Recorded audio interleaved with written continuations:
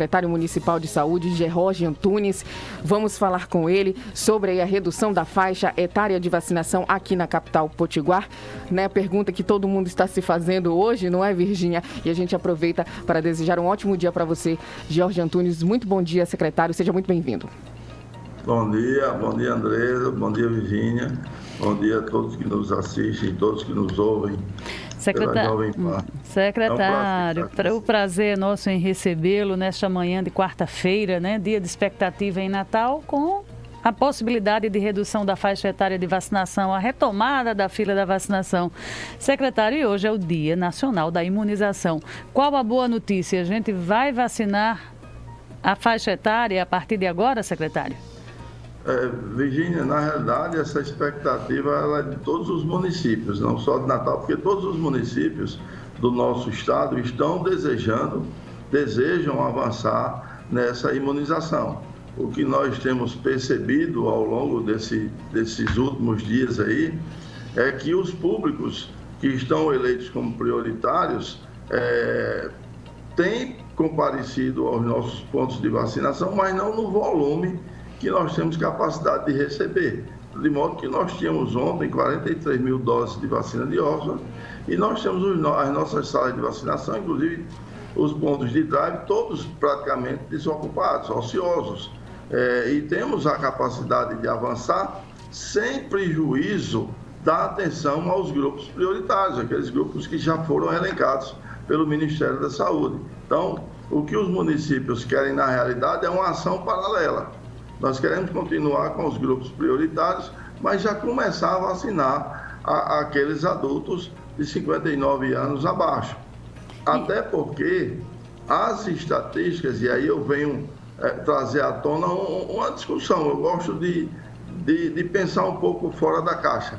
A gente fica falando de grupos prioritários, mas se a gente for analisar do ponto de vista epidemiológico, grupo prioritário mesmo hoje é o adulto dos 45 a 59 anos de idade, que é quem está ocupando hoje as nossas UTIs. São as pessoas que estão adoecendo mais gravemente. Quando lá no passado eram os idosos, isso mudou depois da imunização desses idosos, e agora são esses jovens, o adulto jovem que está adoecendo. Então, para nós que fazemos saúde, prioridade é quem está numa situação de maior vulnerabilidade. E pensar fora da caixa, como o senhor falou, faz todo sentido nesse momento, porque é essa faixa que está adoecendo, é essa faixa que está precisando de vacinação. Agora, secretário, o que é que está dependendo desse anúncio final, dessa vacinação ser retomada para esse público? Qual é a pendência nesse momento, nessa manhã de quarta-feira? Nós temos uma reunião hoje às 8h30 da Bipartite, que é uma comissão formada pelo Estado do Rio Grande do Norte, pela Secretaria do Estado e pelas secretarias de municípios.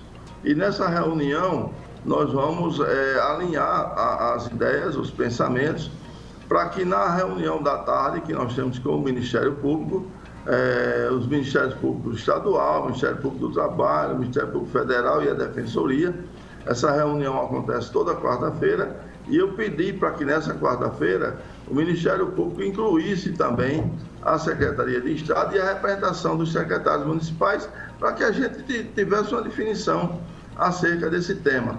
E face a uma decisão judicial, e aí, por mais que o Ministério Público diga que não é esse o fator que está impedindo o avanço, eu continuo afirmando que é. Por quê? A decisão diz que nós não podemos incluir nenhum outro grupo fora do que está preconizado pelo Ministério da Saúde. Como no momento esse grupo de idosos, de adultos abaixo de 60 anos, ele não está no plano, eu não posso avançar, porque eu tenho uma decisão que me impede de avançar, ou seja, eu tenho que esperar, nós, secretários municipais no Rio Grande do Norte, temos que esperar que o Ministério da Saúde determine que nós podemos avançar nessas idades. Secretário, e por que em outras... O Ministério da Saúde ainda não emitiu essa nota. Eu não estou nem falando mais de Mossoró, porque ontem a própria representante, a Kelly Maia, explicou que Mossoró está vacinando fora do que preconiza essas regras e que corre o risco de ficar sem vacina. Vamos tirar Mossoró da situação. Mas a gente está vendo que outras cidades, outras capitais, o Brasil está vacinando abaixo de 59. Por quê, secretário? Bom, o próprio Ministério Público, numa nota, disse que quem está avançando está cometendo irregularidades. Agora, Mossoró, por exemplo, estava vacinando até domingo, era 55 anos, e eu não vi uma ação do Ministério Público impedindo que Mossoró vacinasse. Ontem a gente falou isso aqui, exatamente isso. Quando vacinou os autistas e Down, imediatamente o Ministério Público entrou com uma ação judicial impedindo que eu incluísse ou modificasse qualquer grupo prioritário.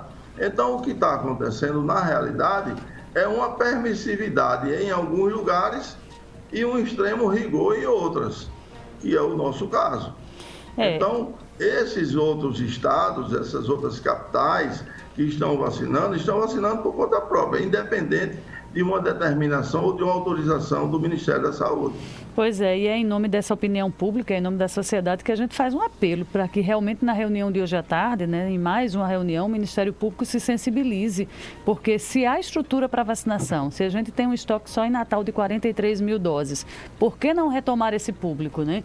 Natal está sendo... Não, o Ministério Público ele é sensível sim, sabe, Virgínia? O que acontece na realidade é um zelo muito grande pelo rigor da lei, pelo que está escrito. E, às vezes, como eu disse, a gente tem que um pouquinho pensar fora da caixa. A gente não pode colocar uma viseira quando a gente tem situações diferentes. Aquela decisão judicial era num outro momento, lá naquele início da campanha de vacinação, e que a gente tinha grupos extremamente prioritários. Nós tínhamos a prioridade da prioridade. Hoje não, hoje quem é que está sendo priorizado? É o privado de liberdade, é o professor, é motorista de transporte coletivo. Não que essas pessoas não devam e não tenham direito. Mas se você for olhar à luz da razão hoje, prioridade do ponto de vista técnico é esse público a que eu me referi, que é o público que está adoecendo. Agora, secretário, por que também não existe uma ampliação com relação a essas prioridades, né? Já que existem as prioridades, por que a gente também não faz uma vacinação mais acelerada, digamos assim, dessas prioridades, para que a gente possa também ampliar o público aí dito sem comorbidades? Excelente sua observação. Nós já vimos fazendo isso. A sequência de vacinação das comorbidades era também por faixa de idade. E como nós percebemos que o público, que a quantidade de pessoas que procuravam a vacina era pequena, nós avançamos até os 18 anos. Estamos vacinando as pessoas já com comorbidades até os 18 anos. E hoje, ao terminar essa reunião da bipartite, eu vou atender uma pessoa que, quando terminar, nós vamos fazer uma reunião para fazer um grande mutirão de atacar todas essas pessoas que estão elencadas aí no plano de imunização, para que a gente encerre o mais rápido possível, já que nós temos doses de vacinas e temos também uma capacidade operacional para fazer isso.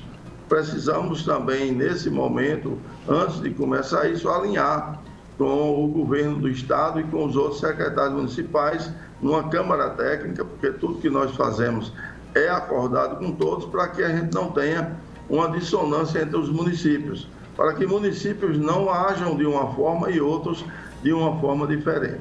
Secretário George Antunes, secretário municipal de saúde, eu pergunto para o senhor afirma que temos hoje 43 mil doses de vacina, há expectativa de mais vacinas chegarem essa semana, definida a retomada da faixa etária. Natal pode abrir amanhã para 2 faixas? Qual é a boa notícia que o senhor traz para a gente nesse sentido? Nós sempre somos muito cautelosos com relação a isso. Nós sempre gostamos de abrir uma faixa etária, e ao final do dia nós fazemos um balanço dessa vacinação e, se houver condições, no dia seguinte nós avançamos mais uma faixa de idade. Então nós temos sempre essa cautela de fazer uma idade por vez, por dia. A gente tem ideia de público de 59 anos, de 58, que possa ser vacinado, se Deus quiser, a partir de amanhã? Olha, na verdade, o IBGE, quando ele segmenta a estatística que ele faz é por faixa de 5 anos, ele agrupa 5 anos. Então, de cabeça eu não tenho esse número, mas não é um número grande, eu tenho certeza que dá para fazer com muita folga. Ano a ano dá para fazer, é o tempo que chegam mais vacinas. Parece que ontem ou hoje já chegaram mais vacinas ao Rio Grande do Norte, então são notícias boas. Nós temos como avançar, temos como imprimir um ritmo maior, sim. Secretário, uma outra questão envolve vacina também, mas é a vacinação das grávidas. Eu estava vendo, e puérperas, eu estava vendo os números de ontem, né? Foi o primeiro dia que Natal vacinou esse público. E apesar de tantos apelos que a gente viu nas redes sociais, até mesmo aqui no nosso canal da Jovem Pan News Natal, o número de vacinadas ontem, eu particularmente achei pequeno, né? Na casa de 500 grávidas. Como é que vocês analisam e onde estão essas mulheres que a gente possa convocar para vacinar? Foi pequeno, mas até o final da semana nós devemos atingir um público maior. É o tempo das pessoas da informação se disseminar, né? Como vocês estão fazendo agora. É o tempo dessas pessoas pegarem seus documentos para comparecerem e o tempo do aconselhamento. Muitas gestantes ainda têm receio de se vacinar porque a informação correu de uma forma que assustou muita gente. Embora nós não tenhamos ainda estudos suficientes a respeito de vacinação de gestantes, mas a Sociedade Norte-Rio-Grandense de Ginecologia e Obstetrícia, uma sociedade muito atuante, por sinal, emitiu um parecer favorável a essa vacinação. Então, o que está faltando, na realidade, é a informação chegar. Nós temos uma necessidade de melhorar a comunicação e, com o apoio de vocês, essa informação está chegando na casa dessas gestantes. Conte com a gente, viu? Se for para vacinar, a gente está aqui para informar, né? Sem dúvida. Porque o que a gente quer é que todo mundo se proteja, se imunize. Secretário, tudo caminha para dar certo hoje, né? A quarta-feira caminha para ser de manhã a bipartite autorizar, o Ministério Público concordar à tarde, mas, em paralelo, o município de Natal está questionando a decisão judicial que impediu a mudança de faixa? Não questionamos, até porque nós entendemos que assim, a preocupação deles foi muito pertinente naquele momento. Óbvio que hoje nós vamos buscar o entendimento. Não havendo o entendimento, aí sim nós vamos questionar, porque nós entendemos que já há condição dessa vacinação acontecer, e aí eu torno a repetir. Nós não estamos querendo colocar um grupo para ser vacinado e deixar à margem do processo aqueles grupos prioritários. Queremos continuar vacinando as pessoas com comorbidades, as pessoas com deficiência, com BPC ou sem BPC, os motoristas de transporte coletivo, os professores. A campanha de vacinação dos professores está de vento em popa, está assim... Está fluindo bem, né? Muito bem, está fluindo de uma maneira belíssima. Então, nós queremos avançar com as duas frentes. Secretário, e o funcionamento aqui do hospital, do hospital, vamos chamar de Hospital Dia do Palácio dos Esportes, eu sei que ele não tem esse nome, mas aquela estrutura que foi montada para receber os pacientes que são encaminhados da UPA, foi aberto na segunda-feira. Como é que está o movimento por lá desse novo serviço da Prefeitura? Esses 2 dias nós já tivemos um movimento até acima do que eu esperava, né? Para serem os 2 primeiros dias, mas está funcionando bem. Nós pretendemos, à medida que for aparecendo mais pacientes que forem sendo encaminhados, porque esses pacientes são encaminhados das nossas unidades básicas ou das nossas UPAs, ou para continuidade de tratamento de algum paciente que esteve hospitalizado, recebeu alta, mas precise ainda de um acompanhamento. Então, à medida que esse número de pacientes for aumentando, nós vamos aumentando a equipe assistencial, mais especificamente os médicos, para que a gente tenha a capacidade de resposta, de modo que a gente possa interromper a evolução da doença. Então, esse centro, ele vem exatamente com essa finalidade, de trazer uma abordagem o mais precoce possível e evite que a doença evolua a ponto de um paciente necessitar de uma internação. Agora, secretário, eu lhe pergunto como é que está, né, na realidade, os números aqui da nossa capital, do nosso estado, com relação ao número de casos? Olha, nós temos ainda, em que pese as nossas UPAs estarem com muita folga de atendimento, nós temos poucos pacientes sendo atendidos nas nossas UPAs, isso é um bom sinal. Nós temos as UTIs com um número de pacientes estabilizado, né? Estabilizado porque o tempo de permanência dos pacientes em UTI é muito prolongado, então nós não temos ainda um volume grande de pacientes procurando a UTI, mas nós temos um número de casos diagnosticados ainda na capital, um número que ainda preocupa. Não nos cria nenhum pânico, mas causa preocupação. De modo que nós tivemos uma reunião ontem do Comitê Científico com o nosso prefeito, com vistas a revisar o nosso decreto, que refere às restrições impostas à movimentação de comércios e de pessoas na nossa capital. E aí nós decidimos manter aquele decreto por mais um tempo, até que a situação fique mais confortável, mas ainda preocupa, porque nós temos um número razoável de casos ainda na nossa capital. E chama atenção a gente acompanhar, né, as UPAs vazias e as UTIs lotadas, aí, como o senhor falou. Mas, secretário, para encerrar a nossa conversa, eu queria que o senhor anunciasse aqui para os nossos ouvintes, quem está nos acompanhando, para que as pessoas se preparem, né, para a partir de amanhã procurar os drives, voltar a procurar os drives, porque passamos aí 15 dias sem esse público geral ser vacinado, né? Eu faço esse apelo porque nós não temos outro mecanismo hoje de bloquear, de barrar essa doença. O único mecanismo é a vacinação. Essas medidas restritivas, esses decretos que nós colocamos, essas limitações que nós impomos à população, ela é um ponto só para ser pensado e para ser executado, mas o principal dele é a vacinação, é a única forma de se interromper a cadeia de transmissão de um vírus. E se nós não fizermos isso com a máxima urgência, e aí eu repito, com a máxima urgência, nós vamos ter mais casos e casos cada vez mais graves, visto que nós temos variantes outras já circulando e com uma taxa de contágio muito maior do que a primeira. Então, causa preocupação essa baixa procura das pessoas aos centros de vacinação. Nós pedimos e lembramos para vocês que estão em casa, para vocês que estão nos assistindo, que além de um direito, ela chega a ser um dever cívico nosso. Nós temos um dever de proteger a nós mesmos, mas também de proteger a população. Então, quando eu me vacino, eu estou protegendo também o restante da população, porque eu sou um elemento a menos para favorecer a transmissibilidade do vírus.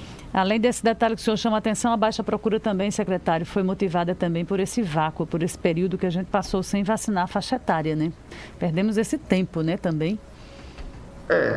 Perdemos esse tempo, mas tínhamos as comorbidades para vacinar, tínhamos a vacina, tínhamos a capacidade operacional, mas a procura foi pequena. E aí a gente foi avançando com faixa de idade. E aí eu quero lembrar por que a gente não corre o risco de perder vacina para esses grupos prioritários. Vou dar o exemplo das comorbidades. Porque muitas pessoas que têm comorbidades já se vacinaram na faixa etária de 60 anos acima. Porque a maioria das pessoas que têm comorbidades são as pessoas que têm mais de 60 anos. O público mais jovem tem menos comorbidades do que o idoso. Então, muita gente já se vacinou. É verdade, tem esse detalhe também que o senhor coloca. Secretário George Antunes, a gente já está, Janaína e Amaral, que está do seu lado, a assessora já lembra da próxima reunião, o senhor daqui a pouco entra nessa conversa com a bipartite, né, essa comissão que vai realmente começar a abrir essa porta aí para vacinação, não só em Natal. A gente está chamando a atenção de Natal porque o senhor é secretário de Natal, mas quem nos ouve aí, né, no interior do estado, fique sabendo também que essa faixa etária pode avançar também no seu município, não é isso? É isso mesmo. A luta é para que aconteça em todos os municípios. Maravilha. Secretário Municipal de Saúde, Jorge Antunes, muito obrigada pela sua participação, pelos seus esclarecimentos nesta manhã de hoje. Ficamos aqui na expectativa. Uma boa sorte, né? Exatamente, ficamos na expectativa. Muito obrigada. Muito obrigada. Bom dia, secretário. Agora 8h26. Repita. 8h26. Vamos agora ouvir o Alex Medeiros com a coluna Dizendo Tudo. Dizendo Tudo, com Alex Medeiros. Bom dia, amigos da Jovem Pan News, bom dia, ouvintes do Jornal da Manhã. A Seleção Brasileira de Futebol venceu ontem o Paraguai por 2-0 pelas eliminatórias da Copa do Mundo. Mas o assunto aqui não é futebol. Os grandes derrotados da noite não foram as demais equipes sul-americanas, que ficaram mais distantes do Brasil na tabela de classificação. Quem realmente perdeu ontem foi parte da imprensa do Sudeste, os grandes conglomerados de comunicação como Globo, Folha e Estadão. A velha mídia lacradora que passou semanas erguendo uma torre de fake news em torno dos jogadores e do técnico Tite, vendendo uma narrativa de que todos iriam abandonar a seleção e a Copa América após a partida em Assunção. Os veículos amanheceram hoje com dor de cotovelo, se dizendo decepcionados com o manifesto dos jogadores. O UOL chegou a ser deselegante com o time porque se negou a politizar a questão. Vale lembrar que inventaram até que a CBF prometera ao governo colocar Renato Gaúcho no lugar de Tite, coisa que só existiu na mente militante de um apresentador do Sport TV, o canal esportivo da Globo, que perdeu a transmissão da Copa América. O Paraguai não perdeu nada, está acostumado às derrotas diante do Brasil, mas essa mídia dissimulada tomou de goleada. Na semana passada, o próprio Neymar já havia desmentido de que o grupo tinha posição política e iria abandonar a seleção. Disseram que Tite iria dar um depoimento bomba após o jogo, mas o que se viu ontem foi a explosão de alegria do técnico com seus comandados cada vez mais garantidos na Copa do Catar. O comentário do zagueiro Marquinhos provocou mais ira ainda na grande imprensa, que esperava uma cópia do circo da CPI no manifesto do elenco. O craque do PSG deu um bico na canela dessa gente. Abre aspas. Quem falou que o momento era de não jogar a Copa América? A gente entende o trabalho de jornalistas, mas eles têm que ter muito cuidado com as informações que eles passam, porque somos julgados pelo que eles falam e nem sempre é verdadeiro. Fecha aspas. Hoje, um texto do UOL chama o manifesto de vergonhoso, uma cusparada na cara das famílias que perderam entes para Covid.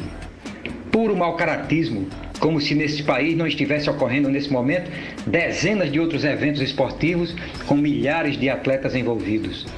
Imaginem que a narrativa inventada conseguiu o apoio da podridão política representada pela mesa da CPI, carregada de figuras processadas e investigadas por corrupção. Pela primeira vez, vimos políticos pedindo para jogadores abandonarem a seleção brasileira na mais antiga competição de seleções do mundo, aquela que inspirou a Copa do Mundo, pois foi criada em 1916, 14 anos antes da Copa da FIFA. O trecho do manifesto que mais irritou a mídia lacradora diz assim: lembramos que somos trabalhadores, profissionais do futebol, temos uma missão a cumprir com a histórica camisa verde e amarela pentacampeã do mundo. E aí encerra: nunca diremos não à seleção brasileira.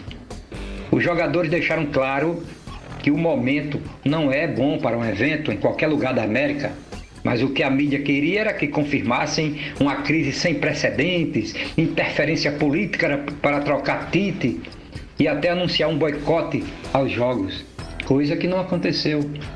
Ontem, a seleção fez só 2 gols no Paraguai, mas deu de lavada na fake news da Globo, da Folha e do Estadão. Bom dia, até sexta. Dizendo Tudo, com Alex Medeiros. Agora 8h30. Repita. 8 horas e 30 minutos. Ouvimos aí a coluna do Alex Medeiros. E antes da gente ir para o nosso intervalo comercial, deixa eu fazer um convite a você, né? Um convite especial, até porque esta é uma semana especial no Pan News em Revista, a Semana da Inovação. E você está convidado para participar conosco. Daqui a pouquinho, a partir das 10 horas, a gente apresenta aí para você mais uma entrevista especial durante esta semana. Esta semana que a Jovem Pan News Natal está promovendo a Semana da Inovação, verdadeiro fórum aí sobre inovação em diversas áreas, tecnologia, gestão, empreendedorismo, energia, comunicação e negócios, envolvidos em diversos setores aqui da nossa economia local, tá? Apresentado a partir das 10 horas da manhã, além de boletins durante aqui toda a nossa programação e nas nossas redes sociais. Hoje, quarta-feira, dia 9, temos como tema tecnologia em empreendedorismo. Contaremos com a participação de Rodrigo Romão, que é o diretor do Parque Tecnológico Metrópole Digital. Então, fica atento, tá? A partir das 10 horas, esteja conosco aqui na nossa sintonia, na 93.5. Você também pode participar por meio do nosso YouTube, youtube.com/Jovem Pan News Natal, no nosso aplicativo Panflix. É a Jovem Pan News Natal proporcionando uma programação em favor do desenvolvimento do nosso estado. 8h31. Repita. Agora 8 horas e 31 minutos.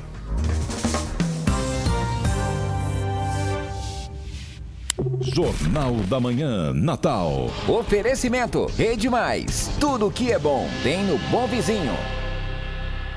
Esta é a Jovem Pan News Natal, emissora do Sistema Tribuna de Comunicação.